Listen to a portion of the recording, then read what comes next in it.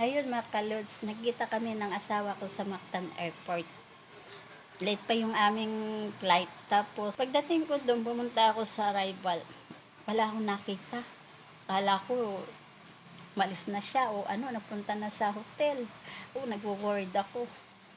Bait na si Buana, shout out dyan. Ang mabait na si Buana. Tapos, tinulungan siya, tinawagan niya ako. Punta pala naman tong aking asawa doon sa domestic airport. Kaya, doon na ako pumunta. Takpo, lakad ang ginawa ko. Ayun, nagkita kami doon sa may bus bay ba? May mga ganon, mga bay, hindi ko yun lang naalala ko. Tapos, mga ilang araw din kami doon.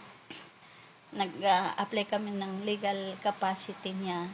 May dala na ako mga dokumento. 22 ng June, umuwi na kami ng Manila.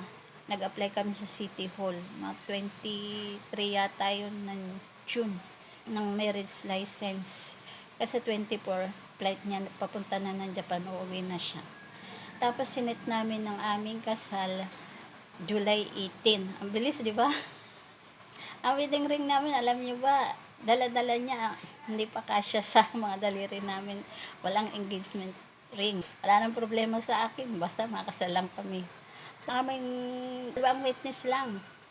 Tapos yung aking kaibigan, yung taga-picture lang. 5 lang kami talaga. Kumain kami. Yung pinaka-reception namin, doon sa may Pure Gold Chinese restaurant. Yun lang. Simple lang yung aming kasal. Yung aking dress nga, lang yun, TikTok lang. Model lang ako ng dress na white. Yun lang. Napaka-simple lang. Hindi naman ako naghahangad ng bonggang kasal. Basta makasal lang kami. Ganun lang. Nasa tao naman yun mga kalugs. Hindi ko naman hinahangad ang bonggang kasal. Kung ang asawa ko naman, magdideman ako ng bonggang kasal, tapos ang asawa ko naman magsasuffer sa financial. Huwag na. Mas okay na yung ganun. Simpleng kasal lang. At least nakaraos, di ba mga kalugs? Ang aming pagsasama, kahit hindi pa kami nagsasama kasi nasa Japan siya eh.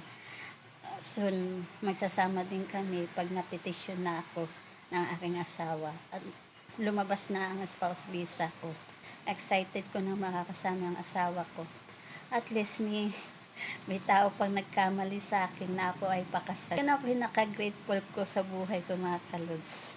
Yung natagpuan ko yung taong mamahalin ako hanggang dulo. Di ba? Napakasaya ko. Hindi ako mahilig sa mga material na bagay. Hindi ako nagdidiman kung ano man. Ang mayroon, yun na. Kontento na ako. Hindi ako nagre-reklamo. Ayaw ko din namang magdidiman ako sa asawa ko tapos hindi naman niya pala kaya. Mas okay na kung ano meron, pagtiyagaan na lang. Di ba? Masarap yung ganong asawa.